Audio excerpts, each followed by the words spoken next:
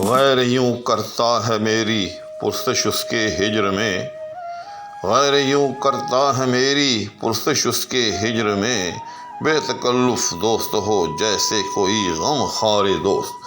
السلام علیکم ناظرین، آمد خط سے ہوا ہے سرد جو بازار دوست، درد شمع کشتہ تھا شاید خط رخسار دوست۔ اس غزل کا ایک اور شعر لے کر آپ کی خدمت میں حاضر ہو رہا ہوں اور بلا تاخیر ویڈیو شروع کرتا ہوں۔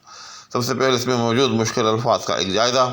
تو اس میں کوئی ایسا سچ مشکل لفظ نہیں ہے، ہاں البتہ اس میں ایک لفظ ہے بے تکلف، اس کا تلفظ ضرور سمجھ لیں کہ یہ تکلف، یاد رکھیے گا کہ یہ تفعول کے وزن پر ہے، تلفظ، تکلف، تصنع، ان سب میں یوں سمجھیں کہ جو عین کلمہ ہے اس پر ہمیشہ پیش ہوتی ہے۔ کہنا اس لیے چاہ رہا ہوں کہ عام طور پر تکلف دوست کہتے ہیں، تلفظ کہتے ہیں، جو کہ درست نہیں ہوتا۔ درست جو ہے لفظ وہ تکلف ہے، یعنی لام کے اوپر پیش ہے۔ اسی طرح سے درست لفظ تلفظ ہے، فے کے اوپر پیش ہے۔ درست لفظ تصنع ہے، یعنی نام کے اوپر، نون کے اوپر بھی جو ہے وہ پیش۔ تو یہ ایک لغوی چیز ہے اس شعر کے اندر، اور بظاہر اور کوئی مشکل لفظ نہیں۔ اب آتے ہیں اس کی جو ہے معنوی تفہیم اس کی طرف۔ غالب جو ہے وہ بیمار پڑا، اور بیمار کس میں ہے؟ بیمار دوست سے ہے۔ اب ظاہر ہے اگر کوئی آدمی بیمار ہو تو لوگ بطور خاص اس کے احباب جو ہیں اس کی پرسش کو جو ہے وہ آیا ہی کرتے ہیں۔ اب ہونا تو یہ چاہیے تھا کہ غالب کا جو محبوب ہے وہ اس کی پرسش کو آتا، اس کی ڈھارس بنداتا، اس کو حوصلہ دیتا، اس کو نوید وصل دیتا، لیکن یہ کیا، یہاں تو رقیب روسیہ صاحب جو ہے وہ تشریف لا رہے ہیں۔ اب اندازہ لگائیں کہ انسان جو ہے جس کی وجہ سے بیمار پڑا ہوا ہو، جس کی وجہ سے کسی مصیبت میں مبتلا ہو، اب وہی صاحب تشریف لے آئیں تو کتنا اذیت ناک ہوگا۔ کیوں کہ غالب کی بیماری کا سبب یہی ہے کہ اس کا محبوب جو ہے وہ اس کی طرف ملتفت نہیں ہوتا، بلکہ اس کی بجائے وہ اغیار کی طرف ملتفت ہوتا ہے، غیر کی طرف التفات کرتا ہے۔ تو غالب کی شوم یہ قسمت دیکھیے کہ وہی رقیب روسیہ کہ جو کہ اس کی بیماری کا سبب ہے، وہی غالب کی جو ہے وہ عیادت کرنے کے لیے تشریف لے آیا ہے۔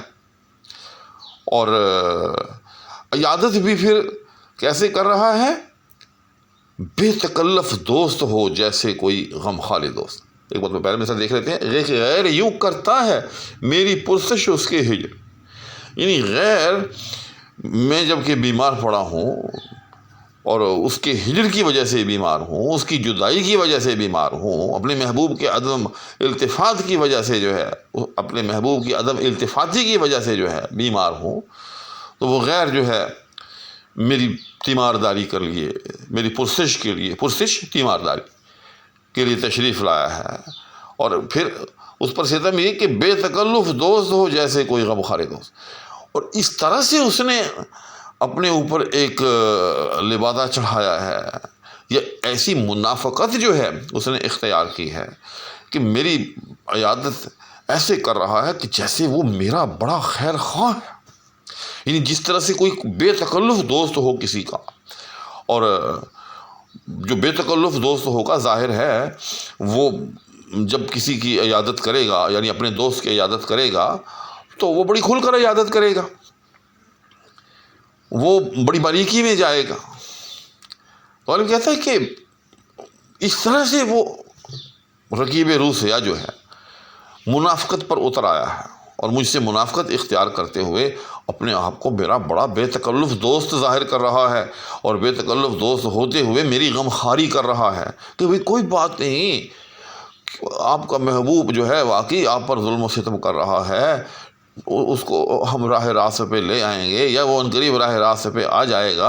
گویا غالب بزبان حال کہتا ہے کہ ارے بھائی خاک وہ راہ راست پہ آ جائے گا، کہ اس کے راستے سے بھٹکنے کا، اس کے مجھ پر ظلم و ستم کرنے کا سبب ہی تو آپ ہیں، آپ ہی تو وہ غیر ہیں کہ جو میرے راستے کا پتھر ہیں، جس کی وجہ سے وہ میری طرف ملتفت نہیں ہوتا، جس کی وجہ سے وہ مجھے اپنے وصل سے محروم رکھتا ہے۔ جس کی وجہ سے میں اس وقت آتش ہجر میں جل رہا ہوں اور یوں صاحب فراش بیمار پڑا ہوا ہو۔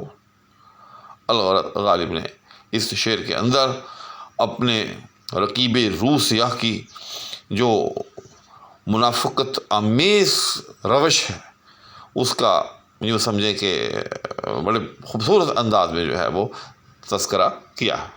تو ناظرین، یہ شعر اگرچہ اس میں کوئی مشکل لفظ نہیں ہے، اس میں کوئی ایسی بڑی شعری صنعت نہیں ہے کہ جس کو ہم الگ سے جو ہے ذکر کریں، لیکن اپنی سادگی کی وجہ سے، اپنی سلاست کی وجہ سے، اپنی برجستگی کی وجہ سے بہت خوبصورت شعر ہے اور بار بار اس شعر کو پڑھنے کو دل چاہتا ہے۔ تو اسی کے ساتھ نیز دعاؤں کی درخواست کے ہمراہ اب آپ سے اجازت چاہوں گا۔ اللہ حافظ۔